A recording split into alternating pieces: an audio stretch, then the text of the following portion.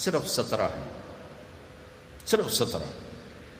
جس پر پکڑ ہوگی نا وہ صرف 17 رکعتیں ہیں، یہ جس پر دیا جائے گا وہ 17 ہیں۔ 2 فرض صبح کے، 4 ظہر کے، 4 عصر کے، 3 مغرب کے اور 4 عشاء کے۔ اتنی کر لو پابندی تو اللہ آگے بھی چلا دے گا، پھر انشاءاللہ تہجد بھی پڑھو گے۔ تو عبادات 5 نمازیں، سال کے بعد 30 روزے۔ زکوٰۃ اور حج مالدار کے لیے ہے، غریب یا میڈیوکر کے لیے نہ زکوٰۃ ہے نہ حج ہے۔ تو کیا ملا؟ 2 چیزیں عبادت۔ ایمان تو ایک اندر کی کیفیت ہے، اس کے لیے تو کوئی کھائی نہیں کھودنی پڑتی۔ 2 چیزیں ہیں عبادت میں، ایک نماز اور ایک روزہ۔ میرے نبی جب پیدا ہوئے تو دائی نے آپ کو لیا اور چند چیزیں عجیب و غریب ہوئیں آپ کی پیدائش۔ آپ کی پیدائش ایسے صاف ستھرے پاک پیدا ہوئے کہ جسم پر گندگی کا نشان نہیں، اور خوشبو پھیل گئی کمرے میں۔ دوسری نشانی کیا ہوئی کہ ختنہ بچوں کا ہوتا ہے پیدا ہونے کے بعد، آپ ماں کے پیٹ سے ختنے کے ساتھ پیدا ہوئی۔ تیسری، ماں کی ناف اور بچے کی ناف اور ماں کی آنت آپس میں جڑے ہوتے ہیں تو اس کو کاٹنا پڑتا ہے۔ تو میرے نبی اندر سے کٹوا کے آئے، اللہ نے اتنا ہی آسانی سے پیدا کیا۔ اب معصوم بچے کو دائی تھی، انہوں نے رکھا، ساتھ لٹایا، حضرت آمنہ کے نا گنجائش دی ہے، سفر پہ ہو معاف، چاہے ایئر کنڈیشن گاڑی میں جا رہے ہو، مسافر ہو معاف بعد میں رکھ لینا، بیمار ہو معاف بعد میں رکھ لینا، نماز معاف نہیں۔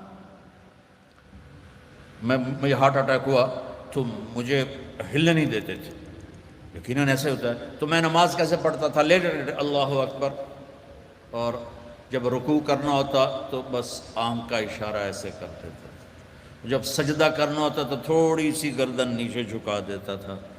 میرا اللہ کہتا ہے قبول ہے، لیکن چھوڑنی نہیں ہے۔ چھوڑنے کی اجازت دیتا تو میدان کربلا میں میرے اپنے نبی کے نواسے کو دیتا۔ اس نے سجدے میں سر کٹا کے بتایا کہ لمز تو بڑی چھوٹی جی شے ہے، یہاں زیر خنجر بھی یہ پیغام سنایا ہم نے، ہم کلمہ گو ہیں، ہم نے سجدہ نہیں چھوڑنا۔ تو 2 نوجوان آ گئے، 3-4 رمضان پہلے کی بات، کہا جی مولانا زندگی بھر نہ نماز پڑھی تھی نہ روزہ رکھا تھا، 2 روزے رکھے تھے، شراب پی کے افطاری کی تھی، ہم یہ سمجھتے تھے ہماری بخشش کوئی نہیں، لہذا جو اسی کرنا ہے موج میلہ ہی تھائیں کر لے گا تلتر۔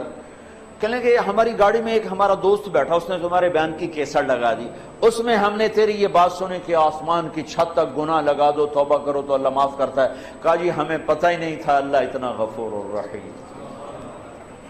آئے آئے ہائے۔ کہا جی اس دن ہم نے توبہ کی، وہ دن آج کا دن نماز نہیں چھوڑی، جمعہ نہیں چھوڑا، رمضان قریب گزرا تھا، روزہ نہیں چھوڑا، سارے روزے رکھے، ساری نمازیں پڑھی۔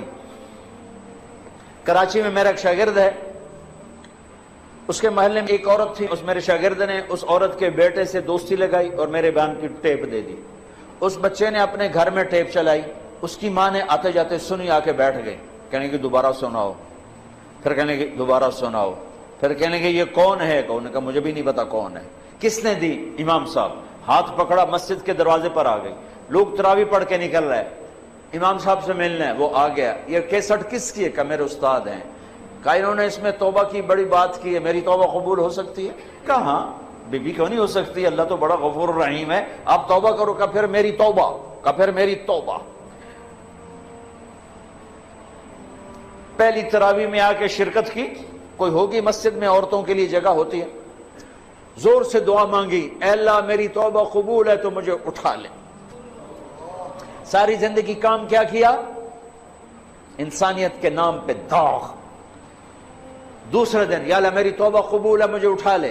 ساری زندگی کام کیا کیا؟ انسانیت کے لیے ذلت اور رسوائی۔ چوتھے دن یا اللہ میری توبہ قبول ہے مجھے اٹھا لے۔